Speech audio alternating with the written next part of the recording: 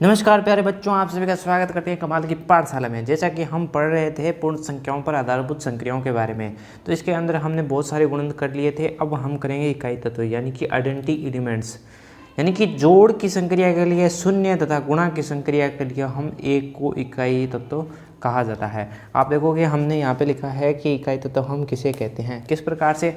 अगर मान लीजिए मैं कोई संख्या में, अगर किसी जोड़ की संख्या में अगर शून्य को जोड़ता हूँ तो उस संख्या पे कोई प्रभाव नहीं पड़ता, यानी कि इकाई तत्व हो गया। अगर जोड़ने से कोई प्रभाव नहीं पड़ता। जैसा कि हम देख लेते हैं, अगर मैं किसी संख्या है, मान लीजिए मेरे पास एक संख्या है 9 के अंदर मैं 0 को जोड़ता हूँ तो कोई प्रभाव नहीं पड़ता है, यानी कि 9 का 9 प्राप्त हो रहा है। इसी प्रकार हमने क्या कर रहे हैं, कह रहे हैं कि हमने जोड़ के लिए तो शून्य को लिया है, लेकिन जो गुणा है उसके लिए हम किसको ले रहे हैं, 1 को। यानी कि अगर मैं 9 को एक किसी संख्या यानी कि 1 से गुणा करूंगा तो वो 9 ही आएगा। यानी कि हमने कहा है कि इकाई तत्व वह तत्व होता है, यानी कि जोड़ के लिए तो शून्य है और गुणा के लिए 1 है। तो हमें पूछा जा सकता है कि इस संख्या के लिए इकाई तत्व क्या होगा, यानी कि शून्य है अगर, यानी कि इकाई तत्व को जोड़ने के बाद क्या उतरेगा। जैसा कि क्वेश्चन आ सकता है कि हमें मान लीजिए कोई संख्या दी गई हो, उसके बाद में पूछा गया हो कि अगर इसमें जोड़ की संक्रिया को लगा दिया जाए, यानी कि इकाई तत्वों को जोड़ दिया जाए तो क्या उतराएगा, यानी कि आंसर हमें पूछ सकता है। तो इस प्रकार से पढ़ेंगे। तो अब हम पढ़ने वाले हैं शून्य के गुण के बारे में। तो शून्य के गुणों के बारे में पढ़ने वाले हैं। तो सबसे पहले शून्य का गुण होता है यदि हम किसी संख्या में शून्य को जोड़ देते हैं, यानी कि यदि किसी संख्या में हम शून्य को जोड़ दें अथवा घटा दें तो शून्य पर, तो उस संख्या पर उसका कोई प्रभाव नहीं पड़ता, यानी कि अपरिवर्तित रहती है। जैसा कि अगर मैं 9 के अंदर कोई संख्या को जोड़ दूं, यानी कि 9 के अंदर अगर मैं शून्य को जोड़ता हूं तो 9 ही उत्तर आएगा। अगर 9 से मैं शून्य को घटा रहा हूं तो भी 9 ही आंसर आएगा। यानी कि पहले जो हमारे पास पद था वो बाद में भी वही पद है, और पहले जो हमारे पास पद था वो भी बाद में वही पद है।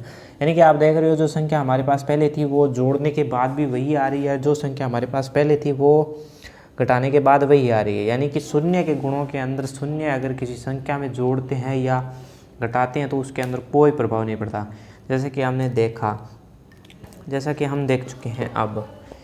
अब दूसरा जो इसका गुण है वो के बारे में देख लेते हैं।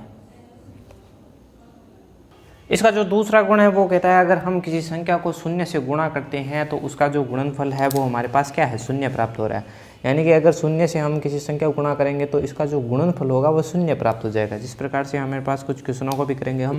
तो देख लीजिए, सबसे पहले अगर मान लीजिए मैं एग्जाम्पल के रूप में लेता हूँ, यानी कि एग्जाम्पल के रूप में अगर मैंने 4 को अगर शून्य से गुणा किया तो इसका आंसर आ गया 4। इसी प्रकार मान लीजिए मैंने 5 को भी अगर शून्य से गुणा किया तो इसका आंसर भी आ जाएगा 0। यानी कि कोई भी अगर संख्या है उसको हम शून्य से गुणा कर रहे हैं तो उससे क्या होगा कि जो संख्या होगी वो क्या होगी, शून्य हो प्राप्त हो जाएगी हमारे पास। तो अब जो नेक्स्ट है वो है कि अगर किसी संख्या को अब देखिए, इसका जो अगला गुण है वो कहता है कि अगर दी किसी संख्या से शून्य को भाग देने पर, यदि हम मान लीजिए मेरे पास कोई संख्या है 5, ठीक है। अब मैं क्या करूँगा कि शून्य है, इसके अंदर मैं 5 का भाग दूंगा। यानी कि यदि किसी संख्या को, यानी कि यहाँ से देखिए जो संख्या से शून्य को भाग देने पर, यानी कि अगर मेरे पास कोई संख्या थी 5, अगर उसका शून्य में भाग देता हूँ तो हमारे पास जो उत्तर आएगा वो 0 होगा। अब इसी का उल्टा कर दूँ मैं, अगर मैं कर दूँ 5 को अगर भाग दे रहे हैं शून्य से तो हमारे पास क्या प्राप्त होगा। अब हमारे पास एक क्वेश्चन और उठता है, अगर मैं इसको उल्टा कर दूँ, यानी कि जबकि मैं शून्य से किसी संख्या को भाग दूँ तो क्या होगा, तो हमारे पास जो होगा वो होगा अर्थहीन। तो इसका जो मान आएगा वो आएगा हमारे पास अर्थहीन, ठीक है। यानी कि इससे क्या होगा कि ऐसी कोई भी संख्या का अस्तित्व में नहीं है जिससे कि हम इसका भाग दें, यानी कि संबंध प्राप्त हो। यानी कि अगर मैं भाग दे रहा हूँ तो इसका मतलब ये है कि इसका जो आंसर है वो इस प्रकार से आना चाहिए। यानी कि 5/0 को लिख सकता हूँ मैं इस प्रकार से, और इसको जब मैं उत्तर निकालूंगा, यानी कि जो गुणा है 0 है बराबर हमारे पास 5। यानी कि ऐसी कोई संख्या नहीं है जिसको मैं शून्य से अगर गुणा करता हूँ तो उसका मान 5 आता है। यानी कि ये जो है वो अर्थहीन हो गई, आपने देखा। यानी कि अगर मैं इसको लिखूँ, यानी कि आप देख सकते हो अगर मैं 0/5 कर दूँ और बराबर में 0 कर दूँ तो इसका जो आंसर होएगा वो इस प्रकार से होगा। 0 बराबर कौन सा हो रहा है, 0 × 5। और हमने ये देख सके हैं कि अगर किसी संख्या को शून्य से गुणा करते हैं तो हमारे पास उत्तर 0 आता है। यानी कि अगर मैं भाग का उल्टा करता हूं तो वो हमारे पास जो है वो अर्थहीन हो जाती है।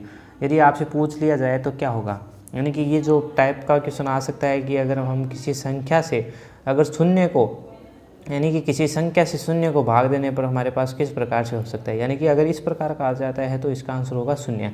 लेकिन अगर इस प्रकार का जो क्वेश्चन आ जाता है तो उसमें हमारे पास अर्थहीन हो जाएगा, यानी कि इसका कोई भी आंसर नहीं होगा, क्योंकि हम इसको डिफाइन नहीं कर सकते, यानी कि इसको एक्सप्लेन नहीं कर सकते, जैसा कि हम देख चुके हैं।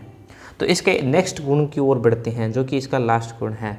शून्य के अतिरिक्त किसी संख्या की घात शून्य होने पर परिणाम 1 आता है। यानी कि कहने का अर्थ है कि अगर घात शून्य हो तो, अगर किसी संख्या की घात शून्य है तो उसका अर्थ क्या होगा। तो चलिए इसको भी देख लेते हैं। मान लीजिए मेरे पास 25 है और उसकी घात मैं शून्य कर देता हूँ, तो इसका अर्थ है 1। ठीक है, यानी कि इसकी जो घात है उसका अंतर होगा 1। अगर मेरे पास 3 की घात है उसका भी अर्थ हो जाएगा 1। और हमारे पास अगर इस प्रकार से होगी, अगर इसकी प्रकार